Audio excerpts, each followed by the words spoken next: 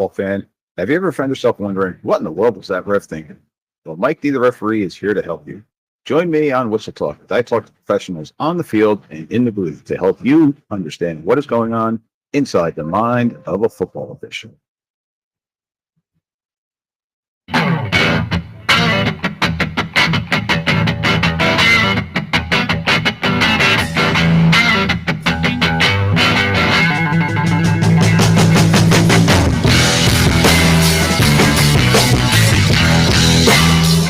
All right, ladies and gentlemen, welcome back for another episode of Whistle Talk. Mike D, the referee, coming at you here today, coming from you live from lovely New Jersey.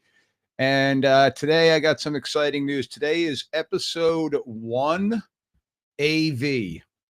After Verizon, I'm done with them. I'm out. So all those other people that heard me complaining about it, it is done. It is a done deal. Coming from you live today because, I just wanted to, I wanted to gloat a little bit. Not so much gloat, but I just wanted to let it be known that I am free.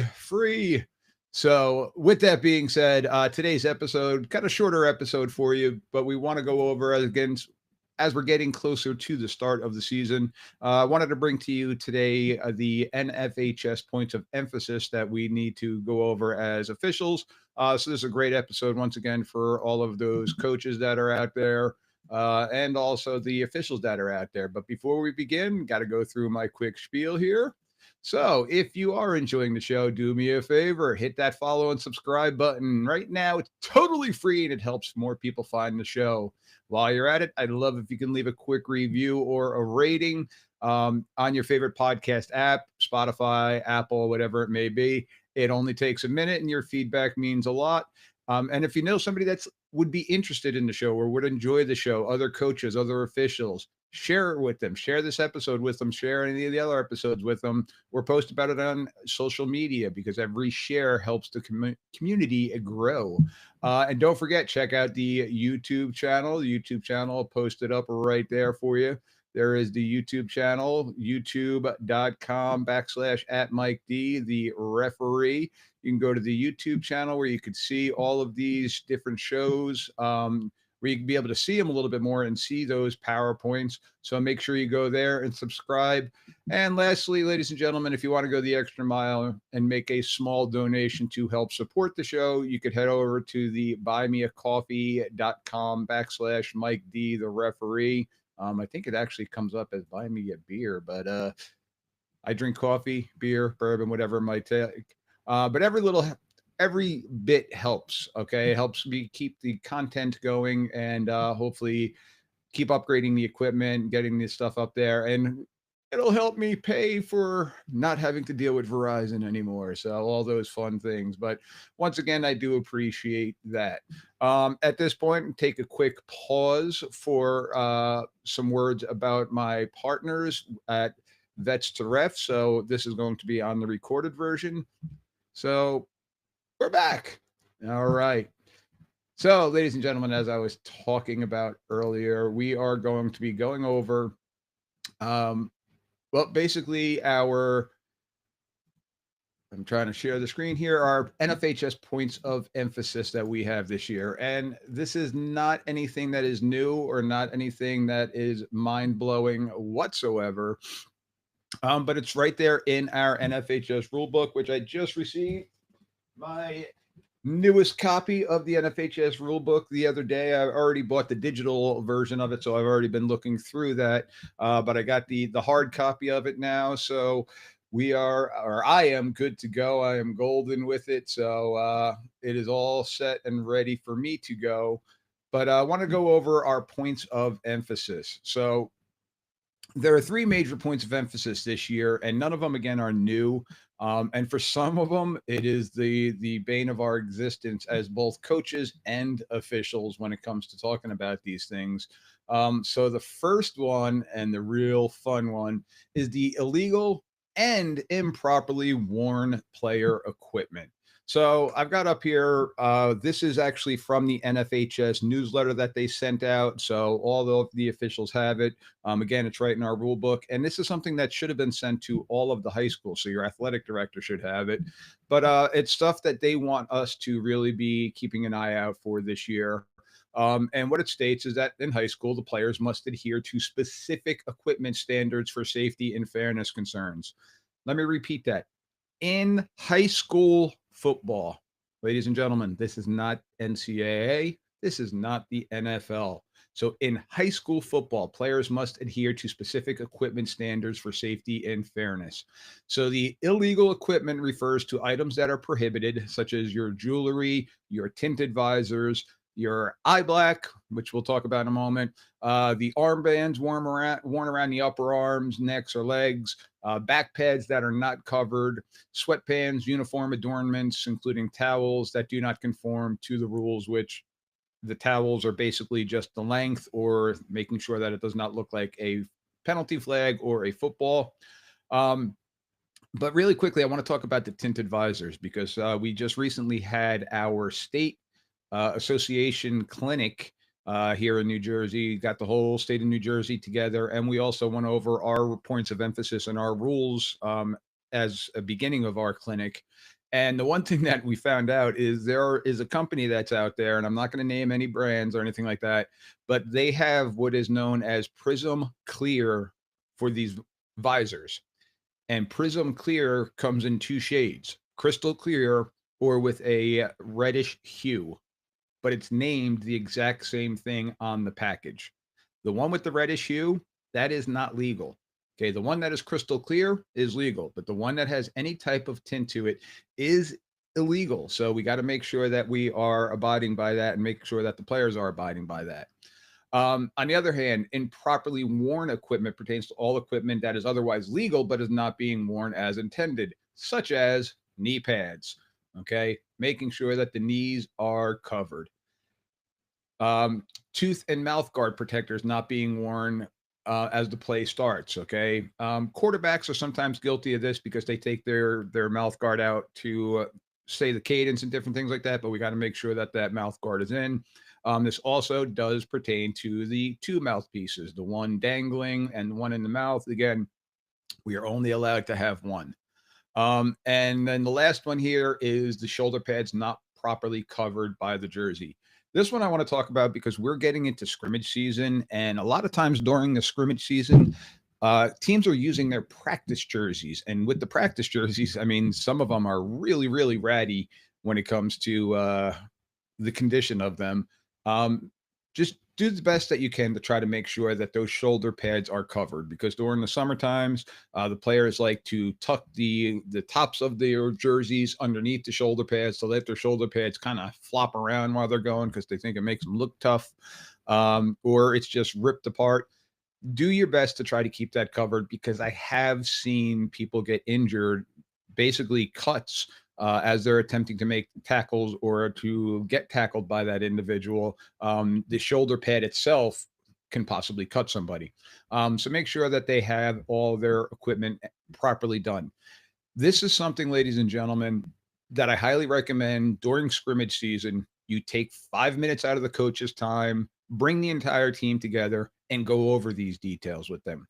Talk to them now because week 7 comes around and well, the official last week didn't say anything to us, or we've been wearing the tinted visor all year, and now all of a sudden you're busting our chops. Let them know today, right now, immediately, first scrimmage, before you even do the 10 and 10 plays, or however the scrimmage is being run. Talk to the coaches and the team. Bring everybody together.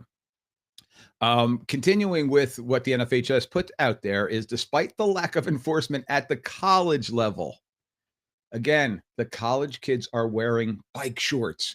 They cannot do that at the high school level. So the rules and regulations governing high school football are designed to reduce the injury risk for players while maintaining the integrity and the fairness of the games. So once again, let's talk about the knee pads really quick. I've mentioned this probably 100 different times. You got that 6'7" kid. If they're doing their best to cover their knees, you're going to be kind of a little bit more lenient with that. It's when the kid's rolling up their knee pads or they're coming out trying to look like that college player where they're not wearing any knee pads and their thigh pad is a thin piece of paper. And again, their knees are completely exposed because they want to show off their beautiful kneecaps. Um, have knee pads predominantly saved knee injuries? In my opinion, no, I'm not a doctor. Have knee pads possibly saved other people from being injured, such as getting a knee driven into them? I'm sure that's a more prevalent scenario than stopping an ACL tear or MCL tear. But it's that contact, that violent force, especially with a hard running back. So just address that early in the season, again, in the preseason. Um, and if not, there are regulations on what we can do now with that. So, non-compliance with these rules can result in various penalties, ranging from the removal of the player for one play, which is the most common scenario. Again, try to get this done preseason and try to get this done pre-game. Um, so it can continue to an unsportsmanlike conduct on the head coach when the players are illegally equipped following your pre-game certification. I've been asked about my card for having that coaches meeting pregame, and one of the first things that we ask, Coach, are your kids properly equipped? And I'm going to say 100% of the time they've said yes. They've said yes, and then we've moved on from there. As an umpire, I'm going around, I'm looking for any casts and braces and extra things like that. But either the coaches have said yes or they say they will be by game time, because some kids come out with their pregame visors or some teams do come out in shorts for their pregame. So always the coaches are saying yes, but then it's on us pregame to make sure that it is adhered to. So while the coin toss is going on, the umpire and the referee here in New Jersey are together. Our wings, deep wings, short wings are on the sideline. Patrol them. Take a look at everybody as it's going on and try to nip that in the bud. We've had scenarios where a team had 6 of their starters kicked out on the first offensive play for illegal equipment. And unfortunately, it had a major impact on the first play of the game. One of them was the starting quarterback, 2 offensive linemen, a wide receiver. They all came out dressed as collegiate players, and the referee said, nope, off to the sideline until you get that fixed, at least one play. So they started first down, and they ended up losing 7 yards. And it was it had a major impact on it. So try to nip that in the bud beforehand. Chronic violations of the rule for properly worn equipment can significantly impact the game's fairness. A delay game penalty could be a logical consequence if the persistent offenses significantly impact the pace of play. If you continue to have to kill the clock because you're dealing with basically the same player with the same violation, you could have a delay game penalty. Chronic violations of the equipment rules by players could result in an unsportsmanlike conduct foul being assessed under Rule 153 and 981H for equipment not worn as intended. And finally, the coach who demonstrates a lack of interest in supporting these rules can also be given an unsportsmanlike conduct. Now, I understand that's a little bit of an extreme scenario. It doesn't happen often. But if you got the same kid doing the same thing over and over again, and you tell the coach, they can't play until they get it fixed, and the coach keeps on sending them out, and you have to keep stopping the game, yeah, that could lead to a 15-yarder for an unsportsmanlike conduct. Let's not let it get there. Let's again nip that in the bud today, preseason, nip it in the bud pre-game, get all that stuff done with so that once the ball is kicked off to start the game, their kids are playing football. Again, coaches play a pivotal role in this, in addressing the chronic violations. This goes back to, again, let's stop it today. High school football player equipment rules are a testament to the sport's commitment to player safety and team unity. This unity extends beyond the aesthetics. It reinforces the idea that each player is a part of a larger whole, working together towards a common goal. So this is what the NFHS has put out there to us. Get it done today. Issuing temporary removals from the game and escalating penalties for repeated offenses are necessary if this is continuing to go on. But again, let's be proactive, not reactive. Let's stop it before it even starts. Let's get on them today in the preseason, and we'll go from there. A lot of the coaches will appreciate the players are hearing it from us, the officials, preseason wise, to let them know, hey, not tolerated, because the coach has been telling them and it falls on deaf ears. So it's up to us to enforce the rules. All right. Second, sportsmanship. Again, this has been a point of emphasis a couple times in my career that I've been working as an official. Something that we've talked about a number of times, but it seems again to be getting a little bit worse at times, especially when you got the the big rivalry game, when you got social media going on today. So different things like that are kind of leading to some unsportsmanlike conduct type of issues. So unsportsmanlike conduct is incompatible with the values of education based athletics. Again, we are scholastic sports. We are high school aged players. These are young kids. Some of them are new men, okay, meaning that they're 17 or 18 years old by age, but they're still kids. So it is our job, it is the coach's job, it is the school's job to make sure that these kids are educated. And again, the percentage of these kids that are leaving high school football to play college football is minimal. From college football to the NFL, it's even less. So let's teach them the proper way of living now through sport, which is one of the greatest things that I love about the game of football. Is the ultimate team sport, and the habits that you create as a player or as a coach now carry on for the rest of your life outside of sports. So as unsportsmanlike acts increase at the collegiate and professional levels, we all must work together to ensure that high school football embodies the highest principles. The focus of the high school football is on the team, not the individual. Individual over team um, emphasis is contrary to the mission of educating about youth sports. So the high school game is an extremely emotional game. Listen, the game of football, I don't care what level you're at. I'm still coaching youth. The game of football is an emotional game. If you're not playing it with emotion, it's probably not being played very well. Game officials should not be overly technical in applying rules, but they should always be aware of the conduct that does not exemplify sportsmanship. Every game, we have to read a card about sportsmanship, about race, gender, ethnicity, how it will not be tolerated, and how it could lead to a player being ejected from the game and the team penalized. So, again, try to nip this in the bud. Talk to the kids preseason about it. Talk to them before the game about it. Um, in determining whether the action rises to the level of a foul, allow for brief, spontaneous emotional reactions at the end of the play. Again, for those that played the game, it's exciting. You get a sack, it's exciting. You score a touchdown, you want to cheer with your crowd. You get maybe it's that kid's first ever touchdown. Who knows? And their parents are seeing them for the first time. You don't know what's going on. Allow for that to happen. But when it's something that's prolonged, something that's choreographed, or more importantly, something that is taunting, where it's directed towards the opponent or even the opponent's sidelines, that's the one that we want to nip in the bud. Now, me personally, I'd rather give a stern talking to.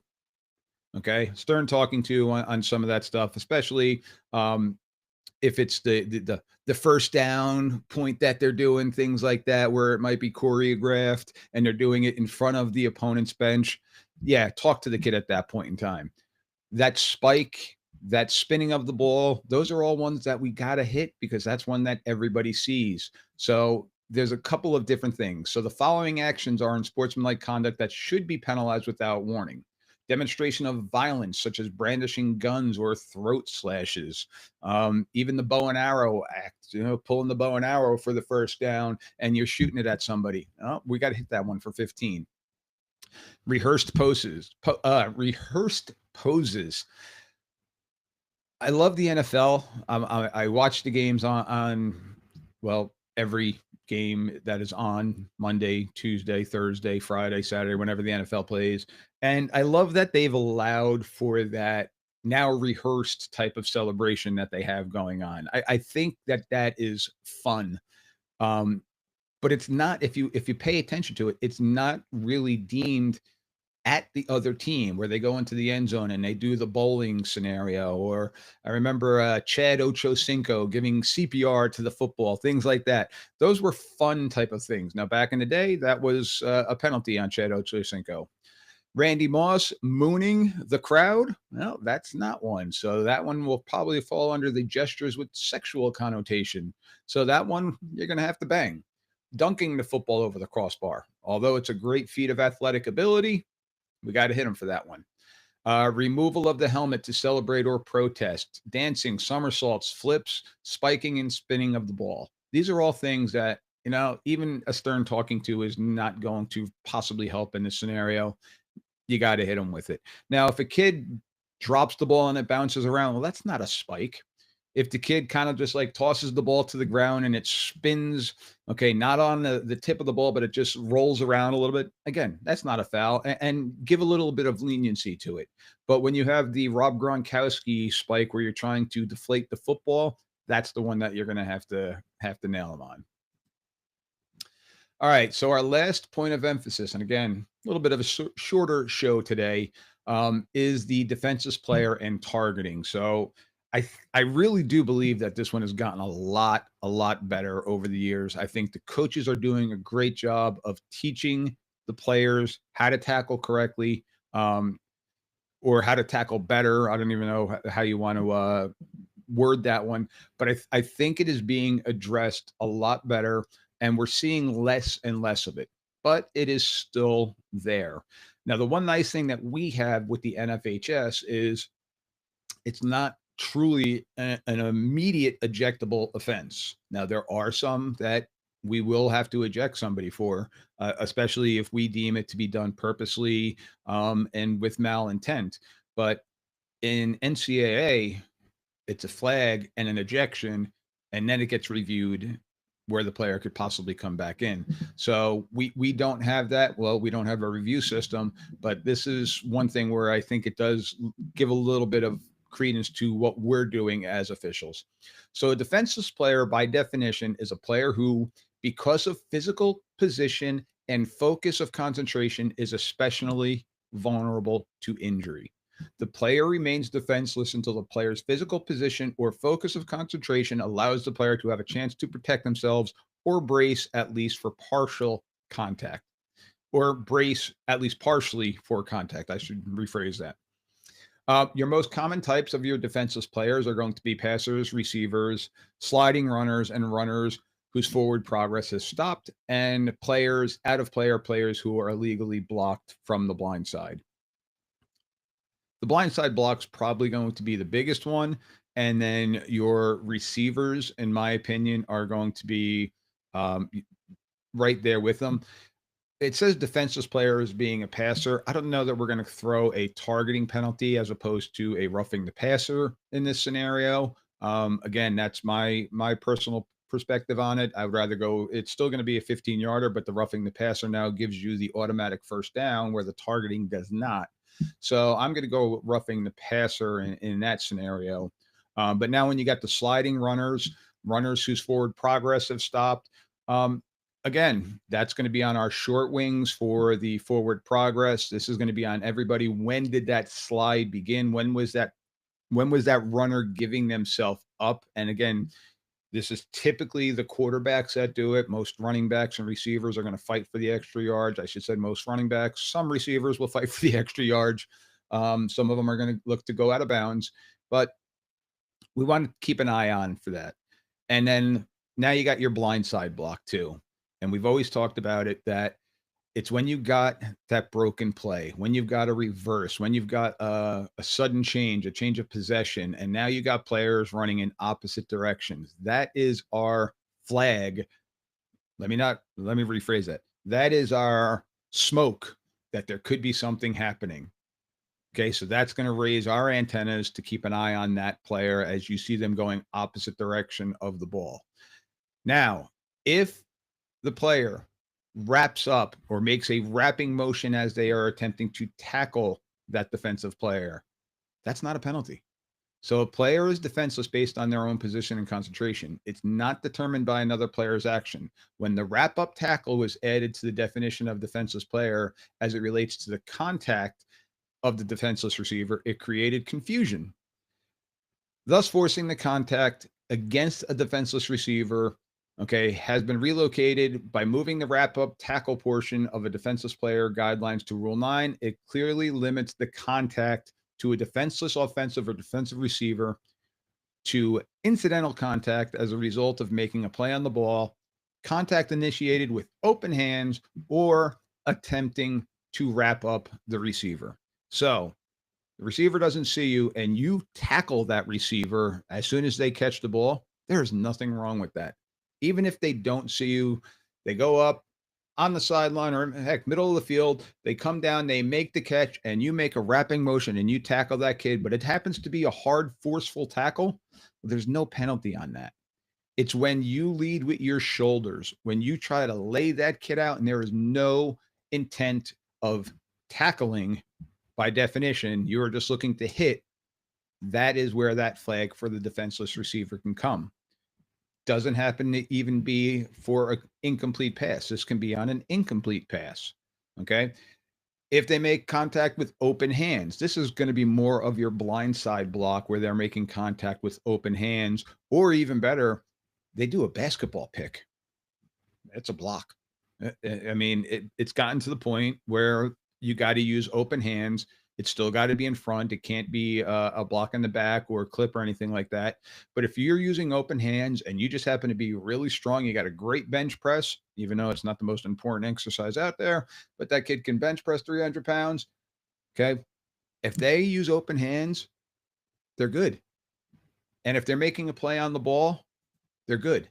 So let's not be so quick to jump on this and to penalize the players for that. Now, again, we are looking out for the players' safety. That is our ultimate goal here. Make sure that everybody goes home after the game, goes back to mom and dad, aunt and uncle, whomever it may be. But sometimes it happens. Okay. This is a violent collision sport, and sometimes this does happen. Injuries do occur. Unfortunately, concussions do happen. But if we can limit it by how the hitting is going on, okay, that's going to be on us. So, a major focus of the NFHS Rules Committee is to promote uniform enforcement of this illegal contact on a defenseless player across the entire country. This is something that everybody is being told is a point of emphasis. It's imperative that players truly understand what the contact is that's acceptable. And the players must realize that it's ultimately their responsibility for when they're making the contact. Game officials must demonstrate an awareness of what contact is necessary to make a legal block or tackle and what is considered excessive and in some cases flagrant. Now, here's where we possibly can have an individual be thrown out of the game, be ejected from the game.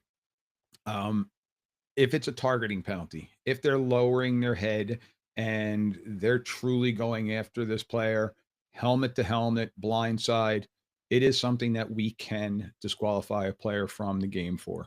So we don't want to do it. Again, talk to the players preseason wise. Let's get them knowing what is going on and what our expectations are. And hopefully we can limit this from happening. So the game officials need to demonstrate the awareness. And when in doubt, the game officials should throw the flag for the illegal contact and should be supported in doing so. Again, we're looking out for the long-term success of the high school player, okay, to limit the injuries. All right, ladies and gents. So that is episode, again, 1AV, episode 1 after Verizon. Again, a shorter episode. Wanted to get the content out there, being I was delayed with my Verizon issues. But once again, thank you for the support. Thank you for your understanding. Thank you for the commentary about my Verizon. Well, I'm just going to stop saying them. It's like to me right now, Verizon is an inadvertent whistle. It's just something I don't want to say or hear anymore. So I'm going to be done with them and I'm going to be moving on. So, but once again, go to that YouTube channel. Okay. Check it out. Go on there, hit that subscribe button. YouTube / Mike D the referee. Okay, the more that we can get it out there, the more views it gets, the bigger our community is going to grow. And also check out my partners at vetstoRefs.com. Okay, doing awesome things. And I know their numbers have gone up in the last couple months with their registrations. And again, this is not just for football, but for all sports. So please go out, check them out. We will be back to our normal time frame of new episodes coming out every Wednesday now that we are good to go here. So with that being said, if you're starting your scrimmages next week, good luck. If you have any questions, reach out to me, Mike D the referee at gmail.com. And let's have some fun this season and keep everybody safe. Take care.